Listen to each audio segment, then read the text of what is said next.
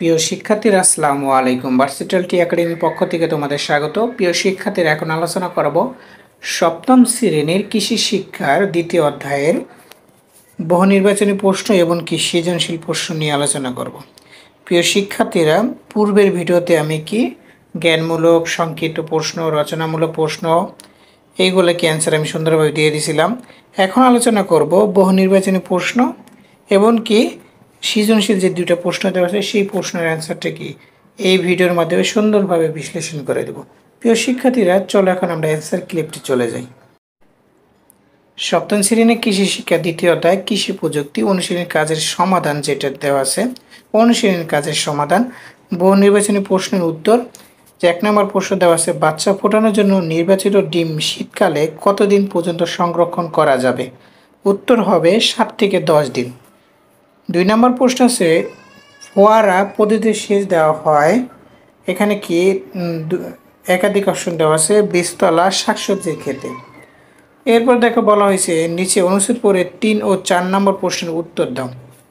রাজিয়ার বাবা তার 5 শতক একটি পরিত্যক্ত পুকুরে মাছ চাষের উদ্যোগ নেয় এবং চাষ শুরু করেন, কিন্তু কিছুদিন যাবৎ রাজিয়া লক্ষ্য করেন যে পুকুরের পানি ঘন সবুজ রং ধারণ করেছে এবং মাঝে মাঝে মৃত মাছ ভেসে উঠেছে।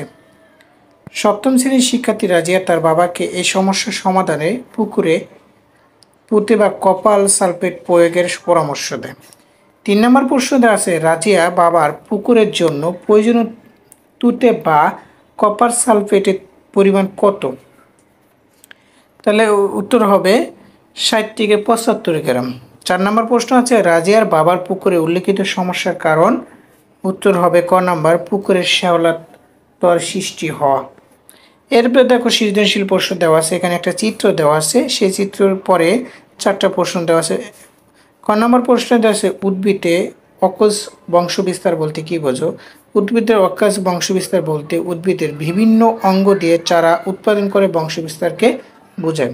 খ নম্বর বলছে, অকাজ বংশবিস্তার একটি সুবিধা ব্যাখ্যা করো। অঙ্গজ বংশবিস্তার একটি বিশেষ সুবিধা হলো এতে বিশুদ্ধ মাতৃ গুণাগুণ অক্ষুণ্ণ থাকে। অঙ্কুশ বংশবিস্তার উদ্ভিদের বিভিন্ন অঙ্গ দ্বারা সরাসরি চারা উৎপাদন করে বংশবিস্তার করানো হয়, যেখানে কোনো মাধ্যম প্রয়োজন হয় না, তাই সহজে অল্প সময়ের মধ্যে বিশুদ্ধ মাতৃ গুণাগুণ সম্পূর্ণ ফুল ফল পাওয়া যায়। ঘ নম্বর প্রশ্ন বলছে, গোলাপের বংশবিস্তারের ক্ষেত্রে ক ও খ চিত্রের প্রদর্শিত পদ্ধতি দুটির মধ্যে কোনটি কার্যকরী ব্যাখ্যা করো। গোলাপের বংশবিস্তারের ক্ষেত্রে ক চিত্রের পদ্ধতি কার্যকর। নিচে একটি কারণ ব্যাখ্যা করা হলো। ক চিত্রে অঙ্কজ বংশবিস্তার পদ্ধতি হলো দা বা কলম পদ্ধতি, যেমন গাছের শাখা পোশাকা মাটির কাছাকাছি থাকে এবং শাখা পোশাকার বেশি মেটানো না হয় কিছুটা নরম থাকে, সেই সব উদ্ভিদের ক্ষেত্রে এই পদ্ধতি কার্যকর। গোলাপের গাছের শাখা পোশাকা মাটির কাছাকাছি থাকে, এর শাখা পোশাকা বেশি মোটা হয় না, শাখা পোশাকা নরম হয়। এইসব বৈশিষ্ট্যের কারণে গোলাপ গাছের দা বা কলম পদ্ধতি কার্যকর। অপরদিকে কর্তন বা সেট কলম পদ্ধতির শাখা, মূল, পাতা ইত্যাদি মাতৃ গাছ থেকে বিচ্ছিন্ন করে ছায়াযুক্ত স্থানে টবে বা নার্সারি বেড়ে রোপণ করতে হয়। 15 দিনের মধ্যে তা থেকে নতুন চারা উৎপন্ন হয়, অর্থাৎ চারাটি অন্তত মূল জমিতে রোপণ করা হয়। এই প্রক্রিয়ায় খুব সহজ এবং কম সময়ে গোলাপ বংশবিস্তার করা যায়। তাছাড়া কাণ্ডর বাঁকানোর ফলে ভেঙে যাওয়ার আশঙ্কা থাকে, অর্থাৎ কর্তন বা সেট কলম পদ্ধতি কলমের বংশবিস্তারের ক্ষেত্রে অধিক কার্যকরী। এবার ঘ নম্বর বলছে, চিত্রের পদ্ধতি ভালো ফলনে কিভাবে ভূমিকা রাখতে পারে বিশ্লেষণ করো। চিত্রের পদ্ধতিগুলোর ফলে দাবা কলম, কর্তন বা সেট কলম কৃত্রিম অঙ্গজ বংশবিস্তারের প্রকারভেদ। অঙ্গজ পদ্ধতি চারা উৎপাদন করে নতুন বৃক্ষ বা মাতৃবৃক্ষের সকল গুণাগুণ বিশুদ্ধভাবে বহন করে, অর্থাৎ যদি কোনো গাছের আম খুব বড় বা মিষ্টি, তবে তার অঙ্গ দিয়ে উৎপাদিত গাছের আমের স্বাদ ও আকার জুবুস্ত একই হবে। আবার কোনো গাছের যদি রোগ প্রতিরোধ ক্ষমতা ভালো থাকে, তবে সে গাছ থেকে উৎপাদন দ্রুত চারা গাছও একই গুণ পাবে। এই পদ্ধতি ব্যবহার করে উদ্ভিদের বিভিন্ন গুণাগুণ পরিবর্তন আনা যায়। মাতৃগাছের গুণাগুণের সুবিধা ছাড়াও অলাস প্রজননের মাধ্যমে চারা থেকে খুব তাড়াতাড়ি ফল পাওয়া যায়, ফলে ফসল উৎপাদন যেমন দ্রুত হয় তেমনি দ্রুত আয় ও খাদ্য ঘাটতিও কি হ্রাস পায়। অতএব উপরের চিত্রের পদ্ধতিগুলো কম সময়ে অধিক ফলন উৎপাদনের ভূমিকা রাখতে পারে। প্রিয় শিক্ষার্থীরা, এরপরে দেখো 2 নম্বর প্রশ্ন বলা হয়েছে। 2 নম্বর সৃজনশীল। শ্যামল বাবু তার পারিবারিক চাহিদা মেটানোর জন্য বাড়ির পাশে স্বল্প জমিতে টমেটো ফুলকপি চাষ শুরু করেন। এছাড়া বাড়ির পিছনে তার 5 বছরের পুরনো আমের একটি বাগানও আছে। শ্যামলবাবু তার আম বাগানে যে সেচ পদ্ধতি অনুসরণ করে সফলতা লাভ করে তা সবজি ক্ষেতে প্রয়োগ করেন। এতে সবজি বাগান সমস্যা দেখা দেয়। পানি সেচ কেন দেওয়া হয়?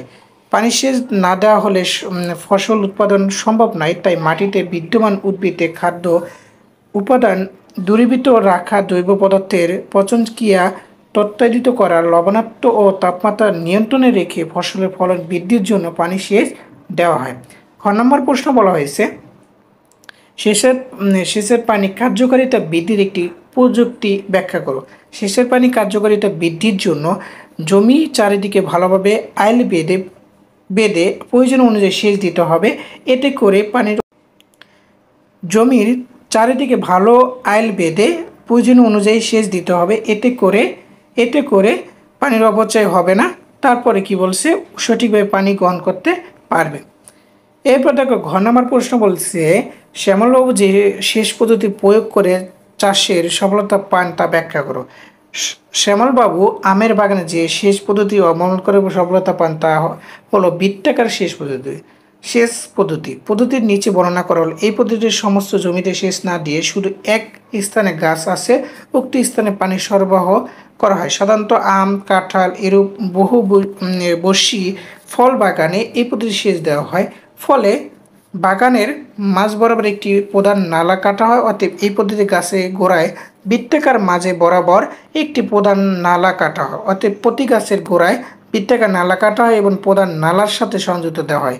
এই পদ্ধতির সুবিধা হলো পানির যে অপচয় হয় না, পানি নিয়ন্ত্রণ সহজ হয়। এবার সর্বশেষ প্রশ্ন ঘ নম্বর দেখো, শ্যামলবাবু কিভাবে সবজি ক্ষেত উদ্ভিদ সমস্যার সমাধান করবে বিশ্লেষণ করো। দেখো শ্যামলবাবু হবে, বানানটা ভুল আছে।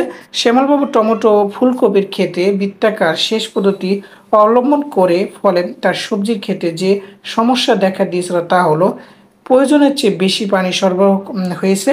সবজি গাছগুলো শিকড় দুর্বলতা হওয়ার ঠিকমতো পানি নিতে পারছিল না।